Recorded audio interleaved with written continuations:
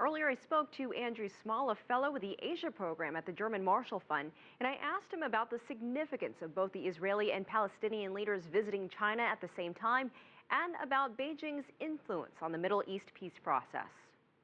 I think China's wanted to be seen to be active in this area without necessarily wanting to be too involved. I think it's helpful for how they're seen across the rest of the Arab world that on an Israeli visit they're seen to be active in this diplomacy. They've had an envoy going out to the region for a number of years beforehand doing some work in this area, but are they really willing to commit diplomatic energy, and do the two sides really see China as the natural broker to come in and do any of this? I think that's more open to question. And I mean, even in terms of the leverage that China has over the two sides by comparison, say, with the United States, it's still somewhat more modest. So I think, I mean, if you're looking further down the line, it would probably be years down the line still before you'd expect to see a serious sort of Chinese role. I mean, if you compare it to other regions, if you compare it to what China's done on North Korea, or the energy that they've invested even in Sudan,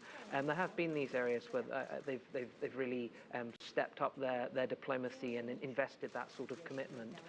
But I think we're still further away from that point on the Middle East, where I think China's a little bit more uncomfortable, still finding its feet somewhat in this. Let me ask you this. Do you see China, if it chooses to, having more influence in a peace process than the United States? Could it have, would it be successful in perhaps adding some pressure there? I mean, China doesn't have the financial leverage at this stage, neither does it have the relationship of trust and that level of proximity with the Israeli side where it could really bring pressure to bear. In other processes, its position on the UN Security Council makes it a very important protagonist. On this issue, a lot more of it comes down to the bilateral leverage over Israel in particular. And I mean, even the sums of money that they give to the Palestinians, by comparison, say, with the Europeans, to take another example, or even some of the Arab governments, it's still relatively modest. So I think the question is less about their ability to exercise pressure and more their ability potentially to be seen as a good neutral broker. Well, you mentioned neutral broker.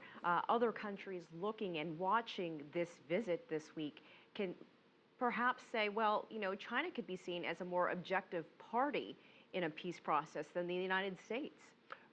That's absolutely true. I mean, I think that in a certain sense, though, being an objective party is not what the Israelis are necessarily looking for. I think they want someone involved in the process ultimately who they trust has their back, and that's the United States still. And I don't think that's going to change for a little while yet. And the power dynamics are what they are on the peace process. And I think if you look at the reaction in the Israeli press and some of the discussions that have gone on there over the last few days and their reactions to this, I think there's still a lot of skepticism about China playing a significant role in this. And I think you get the same thing from Israeli officials.